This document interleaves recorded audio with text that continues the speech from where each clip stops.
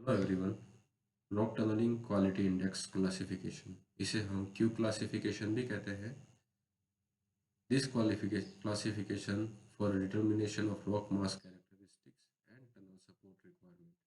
हमारे rock mass की characteristics क्या है, उसमें रफनेस कैसी है, वाटर स्ट्रेसेस कितने डेवलप कर रहे हैं, और टनलिंग में सपोर्ट की रिक्वायरमेंट कितनी है। अगर हम एल लेंथ का स्पान एक्सकेवेट करते हैं तो हमें किस तरह के सपोर्ट की रिक्वायरमेंट होगी, ये इस क्लासिफिकेशन से हम समझ सकते हैं।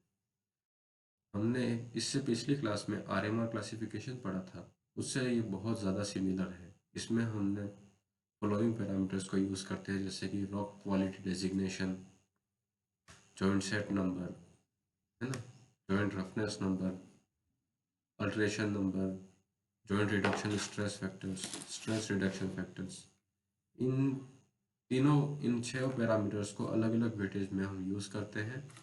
इसमें पहला क्वेश्चन है, मतलब फर्स्ट पैरामीटर है आरक्यूडी अपॉन जेएल, जिसे हम ratio of RQD upon joint set number भी कहते हैं।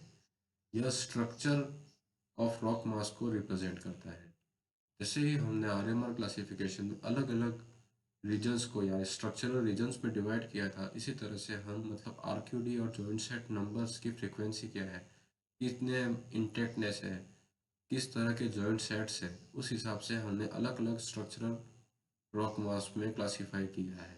ओके, इसकी वैल्यू वेरी करती है, जैसे कि आरक्यूडी की वैल्यू 10 से 100 के बीच में वेरी करती है, और जॉइंट सेट नंबर जो होता है उसकी वैल्यू 0.5 से 20 के बीच में वेरी करती है।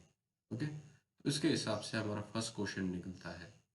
सेकेंड क्वेश्चन इसमें जो होता है वो जे आर ओपन जे ए का होता है, मतलब जॉइंट्स की रफनेस कैसी है और उसमें चेंजेस कितने हैं, अल्ट्रेशन नंबर कितना है, उसमें कितनी वेदरिंग हुई है, उसके हिसाब से हमारा सेकेंड क्वेश्चन निकलेगा। ओके, तो सेकेंड क्वेश्चन हमारा जो होता है वो रिप्रेजेंट करता है the roughness and the frictional characteristics of the joint wall and the filling material. ठीक है, फिलिंग मटेरियल जिसमें क्ले भी हो सकता है, इसके बीच में जो फ्रिक्शनल रेजिस्टेंस होता है फाई की वैल्यू भी हो सकती है। Okay, the rock having a thin clay coating and the filling the strength is reduce significantly. जब इसमें क्ले की कोटिंग होती है तो उसकी जो स्ट्रेंथ होती है वो बहुत ज़्यादा रिड्यूस कर जाती है। और जब दो किसी जॉइंट सेट वॉल, मतलब दो जॉइंट सेट के बीच में जो ये रॉक की ये वॉल कहलाती है, मतलब उसका जो सरफेस होता है वो उसकी वॉल होती है, इनके बीच में फ्री सरफेस है, मतलब कांटेक्ट नहीं है, मतलब कोई रेजिस्टेंस नहीं है। इस कंडीशंस में क्या है कि इनकी जो स्ट्रेंथ होती है वो बहुत कम होती है। और इस टाइप के जॉइंट सेट में अगर हम एक्सकेवेट करते हैं तो हमारी रिस्क जो होती है बहुत ही ज़्यादा रहेगी, क्योंकि यहाँ से अगर इस टाइप के जो फ्रिक्शनल रेजिस्टेंस नहीं है और हमने रॉक को एक्सकेवेट किया है और टनल का एक्सकेवेशन किया है, तो जब हम उस मटेरियल को डिग आउट करेंगे तो फिर क्या है कि ये पूरी हैंगिंग या फिर फ्रीली सपोर्टेड हो जाएगी। जब ऐसी कंडीशन होगी तो जैसे ही स्ट्रेस बढ़ेंगे तो ये पूरी की पूरी जो भी हमारी कैविटी एक्सकेवेट की है, कैवर्न्स या टनल, वो पूरी की पूरी सेटल डाउन होने के चांसेस बढ़ जाते हैं। इसलिए हम मानते हैं कि नो रॉक वॉल कॉन्टैक्ट अगर एग्जिस्ट करता है तो ये बहुत ही ज़्यादा अनफेवरेबल कंडीशंस रहती है। इसी में हमारा लास्ट और थर्ड पैरामीटर होता है जिसे हम कहते हैं J W upon S R F. J W हमारा जो होता है वो उसमें वाटर के प्रेशर को मेजर करता है, और एस आर एफ को हम स्ट्रेस रिडक्शन फैक्टर भी कहते हैं। ये बताता है कि मतलब लूजनिंग लोड कितना है, मतलब एक्सकेवेशन अगर सीयर जोन के थ्रू करते हैं क्ले बियरिंग रॉक में तो उसमें कितना लोड लूज आउट हो रहा है, मतलब कितने स्ट्रेस रिलीव हो रहे हैं, ये बताता है। फिर अगर कॉम्पिटेंट रॉक है, कॉम्पिटेंट रॉक का मतलब क्या होता है और इनकॉम्पिटेंट रॉक क्या होती है, कि रॉक में जो स्ट्रेसेस डेवलप हो रहे हैं वो उसकी यूसीएस वैल्यू, अन यूनिएक्सियल कंप्रेसिव स्ट्रेंथ वैल्यू से अगर कम है तो वो रॉक कैसी होगी, कॉम्पिटेंट होगी। और उसमें जो स्ट्रेसेस जनरेट हो रहे हैं वो उसकी यूनिएक्सियल कंप्रेसिव स्ट्रेंथ से ज़्यादा है, वो रॉक कैसी हो जाएगी, इनकॉम्पिटेंट हो जाएगी, और उसमें प्लास्टिक या स्क्वीजिंग लोड के कारण वो फेल कर सकती है। तो इनमें कितने स्ट्रेसेस होते हैं ये हम स्ट्रेस रिडक्शन फैक्टर से निकालेंगे। और हमारा जो जे डब्ल्यू वैल्यू होती है वो क्या बताता है, वाटर प्रेशर कितना है जॉइंट्स के बीच में। अगर वाटर प्रेशर ज़्यादा रहेगा तो उसकी जो शेयर स्ट्रेंथ है जॉइंट की वो क्या होगी, रिड्यूस कर जाएगी। तो ये इन तीनों क्वेश्चंस को, छह पैरामीटर को अलग अलग वेटेज देके बार्टन्स ने क्यू क्लासिफिकेशन दिया था टनल एक्सकेवेशन करते समय। इसको हम समराइज वे में ऐसे समझ सकते हैं कि जो पहला क्वेश्चन होता है RQD by JN, joint set number JN होता है, ये हमारी ब्लॉक साइज को बताता है। ओके, JR/JA का जो रेशो होता है वो हमारा क्या बताता है, इंटर ब्लॉक शेयर स्ट्रेंथ कितनी है।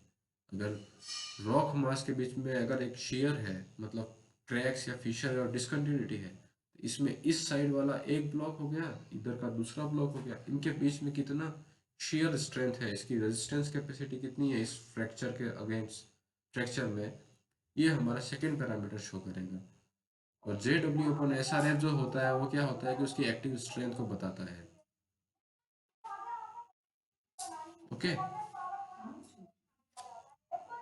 हाँ, तो यहाँ पे हम समराइज करते हैं कि जब इन क्यू पैरामीटर्स को हम तीनों क्वेश्चंस को अगर समराइज करें तो जो पहला होता है RQD/JN, इसे हम ब्लॉक साइज कहते हैं। फिर JR/JA को हम इंटर ब्लॉक शेयर स्ट्रेंथ के रूप में कहते हैं। फिर थर्ड पैरामीटर है हमारा JW/स्ट्रेस रिडक्शन फैक्टर, जिसे हम एक्टिव स्ट्रेसेस कहते हैं।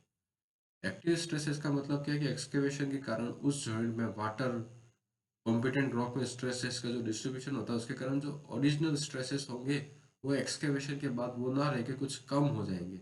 एक्टिव स्ट्रेसेस कितने हैं हॉरिजॉन्टल में या वर्टिकल में, ये हमारे इस थर्ड क्वेश्चन से हम डिटरमाइन कर सकते हैं। ओके, उसके बाद बार्टन्स ने मतलब एक इस तरह से क्यू वैल्यू निकालें कि इस क्यू वैल्यू के बाद हम चेक कर सकते हैं कि इसकी मतलब इक्विवेलेंट डायमेंशंस कितनी एक्सकेवेट कर सकते हैं।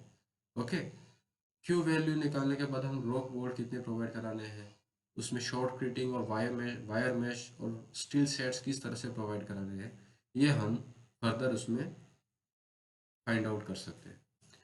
हाँ, तो बार्टन एट एल ने 1974 में जो क्यू क्लासिफिकेशन किया था उसका एक एग्जांपल के तौर पे हम समझते हैं कि a 15-meter span pressure chamber of underground mine is excavated in a Norik at a depth of 2100 meter below the surface. The rock mass contains two sets of joints controlling stability. These joints are कैसे हैं, undulating हैं, rough हैं, unweathered हैं और very minor surfaces staining है।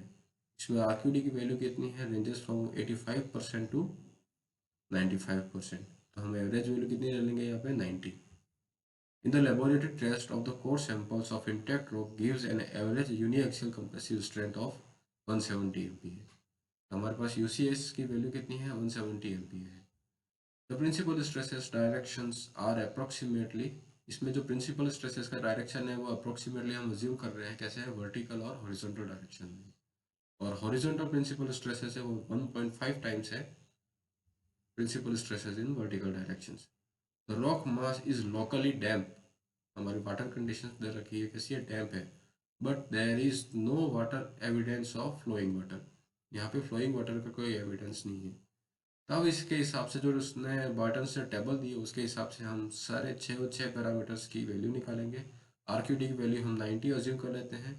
Okay, फिर है rock quality designation, RQD कैसी है हमारे 90 टू 90 100 के बीच में वेरी कर रही है, तो हमारे नोट कैसा रहेगा, रॉक कैसी है, एक्सीडेंट है। फिर जॉइंट सेट नंबर JN निकालते हैं, तो JN के लिए हम देखेंगे कि हमारे रॉक कैसी है, टू सेट्स ऑफ जॉइंट है, तो टू सेट्स ऑफ जॉइंट के लिए हमारे JN की वैल्यू कितनी आ जाएगी, 4। Okay, two sets of joint के लिए JN की वैल्यू कितनी आ गई, 4 आ गई।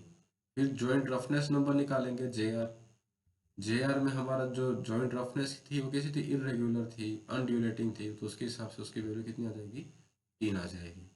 ओके, फिर कुछ और होती है, डिसकंटिन्यूअस जॉइंट होता है या फिर रफ इरेगुलर प्लेनर होता है, स्मूथ प्लेनर होता है, स्लिकन साइडेड प्लेनर जॉइंट्स होता है, तो उसके हिसाब से जॉइंट रफनेस के नंबर ऐसे वेरी करता जाएगा। When no rock wall contact when shared, जब शेयर्ड होने के बाद रॉक वॉल मतलब सरफेसेस के बीच में कॉन्टैक्ट नहीं होता है, तो उसके हिसाब से फिर हम इन H और J पैरामीटर को यूज़ करके जॉइंट सेट नंबर की जॉइंट रफनेस नंबर निकालते हैं जो कि 1 है। ओके, अभी हमारे लिए रफनेस रफ एंड इरेगुलर अनड्यूलेटिंग है, उसके हिसाब से JR की वैल्यू कितनी आ जाएगी, 3 आ जाएगी। फिर जॉइंट अल्ट्रेशन नंबर, मतलब रॉक वॉल अगर कॉन्टैक्ट में है, सरफेसेस कॉन्टैक्ट में है, तो वो कैसी है, अपनी अनअल्टर्ड जॉइंट वॉल से, तो उसके हिसाब से हमारे पास JE की वैल्यू कितनी आ गई, 1 आ गई। ठीक है ना, इन टेबल को यूज करके जो अपने को क्वेश्चंस में जिस तरह का पैरामीटर दे रखा है उसके हिसाब से हम उसकी वैल्यू निकालेंगे, है ना। उन वैल्यू को हम फिर फर्दर यूज करेंगे। फिर जॉइंट अल्टरेशन नंबर जे कितना आ जाएगा, strongly over consolidated non softening है तो उसके हिसाब से आ जाएगा, ठीक है ना। Joint reduction factor dry excavation in minor inflow, तो उसके हिसाब से जे डब्ल्यू की वैल्यू आ गई। ओके। स्ट्रेस रिडक्शन फैक्टर की वैल्यू हमारे जो स्ट्रेस के पैरामीटर दे रखे हैं, कॉम्पिटेंट रॉक है। कॉम्पिटेंट रॉक कैसे है, क्योंकि उसकी जो वैल्यू आ रही है sigma one open sigma C की वैल्यू वो 2.5 से कम है, तो उसके हिसाब से हमारी कैसी है, कॉम्पिटेंट रॉक है तो उसकी एस आर एफ की वैल्यू 10 से 20 के बीच में वेरी करनी चाहिए। तो हम एवरेज इसकी वैल्यू कितनी ले लेते हैं, 50। अब हमारे पास क्यू की वैल्यू, जे ए की value, S R S, J are और सब स्ट्रेस रिडक्शन फैक्टर की सबकी वैल्यू हमारे पास आ गई है। इसके हिसाब से हमारी क्यू की वैल्यू आ जाएगी, है ना। ये जो क्यू की वैल्यू होती है वो एक पर्टिकुलर डिफाइंड नंबर में आएगा। इसका यूज़ फिर हम इस तरह की एक्सकेवेशन सपोर्ट्स प्रोवाइड कराने हैं उसके हिसाब से हम देखेंगे, ठीक है ना।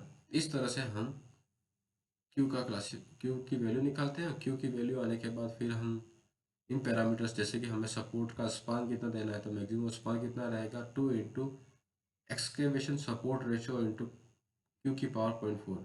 ये एक्सकेवेशन सपोर्ट रेशो क्या होता है, ये अपना मतलब जो होता है इक्विवेलेंट डायमेंशंस जो आता है उसको निकालने के लिए यूज़ करते हैं। ये हमारी आगे ऊपर टेबल दे रखी थी, इस तरह का एक्सकेवेशन दे रहा है, जैसे कि ये है हमारा excavation support ratio.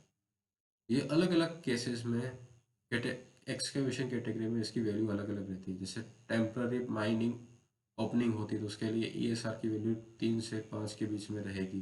Permanent mine opening है तो उसके लिए 1.6 रहेगी, है ना। स्टोरेज रूम बनाने हैं, वाटर ट्रीटमेंट प्लांट होगा तो उसके लिए ईएसआर की वैल्यू 1.3 है। तो इसके हिसाब से हम यहाँ पे ईएसआर की वैल्यू लेते हैं, क्यू की वैल्यू हम फाइंड आउट करते हैं, उसके हिसाब से फिर अनसपोर्टेड स्पान हम निकाल सकते हैं। इसमें अनसपोर्टेड स्पान हम निकाल सकते हैं twice of E S R into Q की पावर 0.4। ये हो गया हमारा क्यू क्लासिफिकेशन। ओके। एंड अब हम इसमें पढ़ते हैं कि क्यू क्लासिफिकेशन और आर एम आर क्लासिफिकेशन में फ़र्क क्या है, उनके बीच में रिलेशंस क्या है। हमने देखा था कि आर एम आर क्लासिफिकेशंस में हमने 6 पैरामीटर को कंसीडर किया था, जैसे कि आर क्यू डी हो गया, डिसकंटिन्यूटीज कैसी हैं, वाटर स्ट्रेसेस कैसे हैं। और हमने ये भी देखा है कि मतलब हमने जो क्यू क्लासिफिकेशन पढ़ा था इनमें भी हमने जॉइंट सेट नंबर क्या है, स्ट्रेसेस क्या है, वाटर रिडक्शन फैक्टर क्या है, और वहाँ पे हमने यहाँ पे ब्लॉक साइज देख रहे हैं तो वहाँ पे हमने स्ट्रक्चरल रीजन देखे थे। तो लगभग मान सकते हैं कि ये क्यू क्लासिफिकेशन और आर एम आर क्लासिफिकेशन लगभग सिमिलर है। फर्क हम ये कह सकते हैं कि जिन पैरामीटर को इन दोनों ने यूज़ किया है उनकी जो वेटेज है वो दोनों में अलग अलग है। इन्होंने जॉइंट सेट्स में जो वेटेज दिए हैं वो मतलब आर एम आर में कुछ अलग दिए हैं, है ना। तो हम कह सकते हैं जैसे कि two most widely used classification कौन से हैं, बेनियस्की का आर एम आर क्लासिफिकेशन और बार्टन का क्यू क्लासिफिकेशन है। दोनों ने जियोलॉजिकल, जियोमेट्रिक और इंजीनियरिंग पैरामीटर को कंसीडर किया है। इनकी सिमिलरिटीज यही है कि ये बहुत सिमिलर है ना। रॉक मास रेटिंग देने में पर इन्होंने दोनों में हर पैरामीटर को अलग अलग वेटेज दी है। जैसे कि आर एम आर क्लासिफिकेशन में हमने कंप्रेसिव स्ट्रेंथ डायरेक्टली यूज़ की थी, क्यू क्लासिफिकेशन में हमने in situ stresses in combinate rock mass use कर रहे हैं, है ना। उनमें हमने ग्राउंड वाटर की कंडीशंस ली थी, इसमें भी ग्राउंड वाटर की कंडीशंस के साथ उसके साथ स्ट्रेस रिडक्शन फैक्टर कितना आएगा उसको कंसीडर कर रहे हैं। The greatest difference between the two systems is the lack of stress parameter in R M R classification. R M R classification में स्ट्रेस, एक्टिव स्ट्रेसेस कितने हैं उस टाइप का कोई भी पैरामीटर नहीं था, परंतु क्यू क्लासिफिकेशन में हम इसको यूज़ करते हैं। तो इस तरह से हमने आर एम आर और क्यू क्लासिफिकेशन के बीच में रिलेशनशिप देखी है। और यहाँ पे हमारी ये फर्स्ट यूनिट ख़त्म होती है, रॉक मास क्लासिफिकेशन। ओके।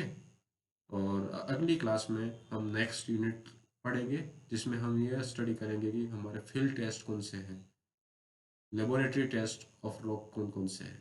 ठीक है, thank you so much guys.